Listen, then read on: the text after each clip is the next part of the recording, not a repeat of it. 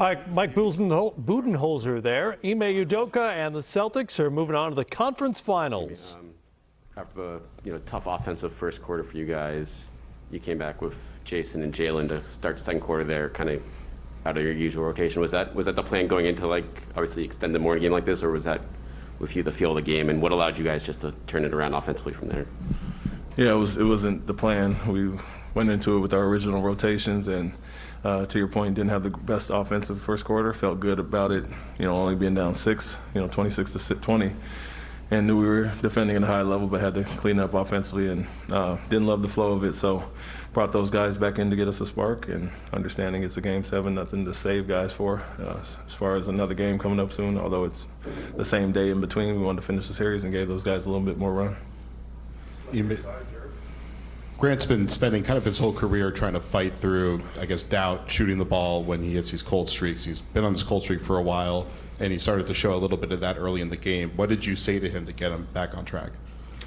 I told him let it fly. They're disrespecting you more tonight than earlier in the series, and that was the plan on him and other guys, and really shifting and making them try to beat us. And you saw it on the first one that he made, and then he missed a few and got a little hesitant, and I basically said, shoot the ball. So stop driving into the crowd, take the shot that they're giving you. And he broke Steph Curry's records for attempts in Game 7. So he said 2 Charlotte shooters. He's going to gloat about it for sure. Ime, one of your big things was getting Jalen and Jason to trust their teammates, and it just seems the trust that they have in a guy like Grant so high at this point. What kind of led to just the trust they've developed in their teammates this year? Yeah, understanding who they are and the game plan on a night-to-night basis. They've pretty much seen everything throughout the season. And I wouldn't say it's only Grant, it's everybody who's on the floor. If they miss somebody, it's not intentional because of a certain player that's open or not. And, that was the case tonight again. They loaded up extremely heavy off of those guys, tried to make them prove it, and led to some assists by those guys and us getting 55 up. The mantra of the series was, take what they give us and let it fly, and understand they're going to pack the paint, and happened to make 22 tonight. But we felt we were very close to having a really good game offensively, kind of blowing it open. Hadn't played our best and got some tight wins, but it was great to save our best for last as far as that, and then defensively as well. Second quarter, I think you dropped 7 fouls in the first few minutes there, getting in the paint more. What kind of shook things loose when you saw how much they packed the paint in that first quarter? Yeah, I think it's, like I said, it's who they are and who they've been the whole series, but we don't want to just settle for the outside shot. We got to mix it up, and I think we did that best in Game 6, getting 50-plus points in the paint. And so tonight was the same thing. When they started to switch, we got the matchups that we liked, attacked downhill and got some fouls early, got into the bonus, and then kind of picked up our aggression from there.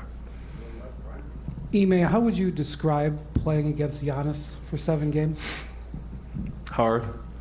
The way he plays, and everybody's different. And I experienced it as a player. Certain guys are in attack mode all game and come downhill and don't let you off the hook. And when there's other guys that are jump shooters that you can be physical with, and you kind of bail out. And so it's an extremely hard task because of the way he attacks and doesn't settle, and his size, strength, and length, and so it shows why he's obviously a MVP candidate every year and champion. And another tough one, but it felt like we kind of started to grind him down a little bit tonight.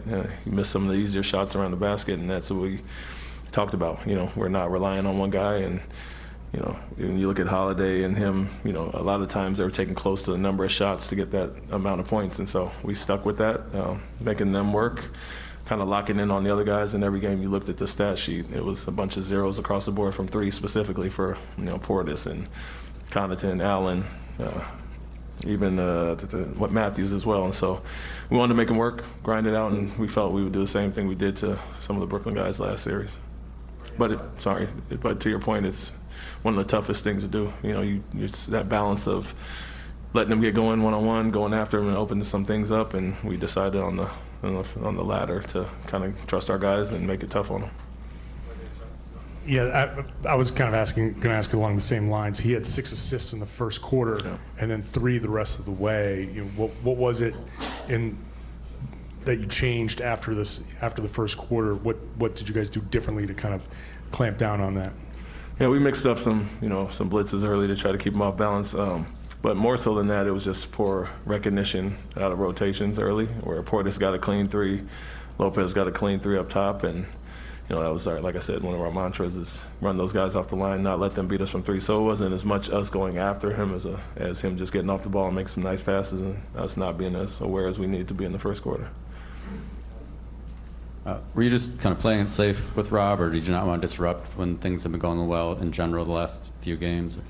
Both. I think, like I said, it was on a need-be basis. Foul trouble, we need a defensive rebound at the free throw line, or some rim protection on a specific play, we could use him.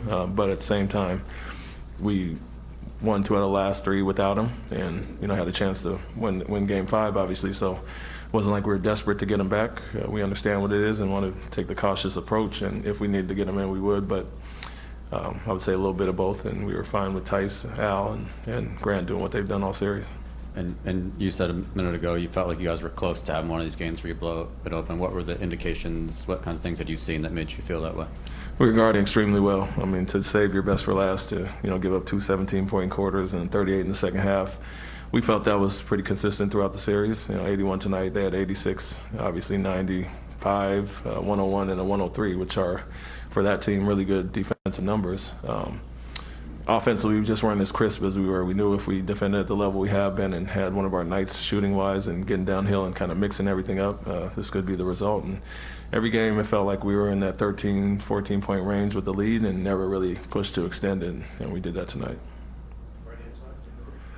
Ime, more of a simple question. How good does it feel to beat the Bucks, the defending NBA champs, in a 7-game series where you battled them from start to finish and move into the East Final?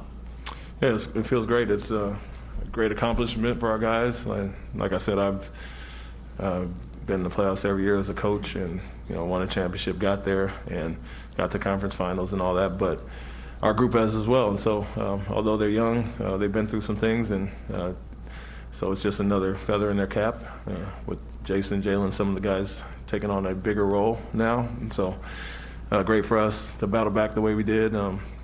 It's what we played for, why we played the season out, to have home court advantage in the Game 7. And, we believe in the basketball gods. Those things matter. And so for us, we played it out and did what we did really most of the second half of the year, not fearing anybody and playing the way we have. And so it's good to kind of be rewarded against a really tough test. Ime, after the Game 5 loss, you said right here, this will make the comeback even sweeter after what really made you believe that, other than the schemes about the makeup of your team, that you could win the 2 games by a combined 41 points and kind of just dominate the final 2 games? Like I said, there were indicators how close we were, or whether it was us missing some shots, but defensively we're going to lean on who we are, and we know that travels well on the road.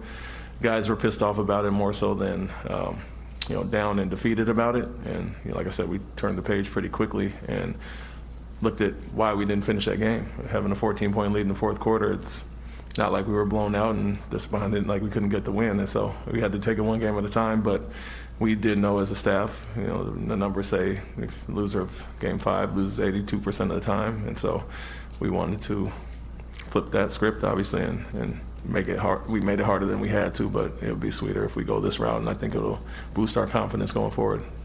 Has this team believed in each other? I mean, obviously, you have a belief in them, and you've been brutally honest with them all year.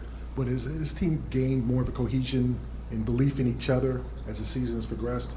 Oh, definitely. It's not even close. It's a team that's been together for a while. Some guys have, but in different roles and with a different voice, and so. Some things at times can creep back into your mind, and I've come in with a fresh set of eyes and perspective to seeing what we have, seeing the growth and the possibilities. And so I've always been on them about that, but we have to go about it a certain way to get to where we want to get. And so, enough proof is our record, the second half of the season, probably having the best overall record, best offense, best defense. And so those things aren't a fluke in a 45-game span. And so we wanted to carry that over into the playoffs. A sweep against Brooklyn and a hard-fought 7-game series will only benefit us with our belief in ourselves. Ime Udoka, laser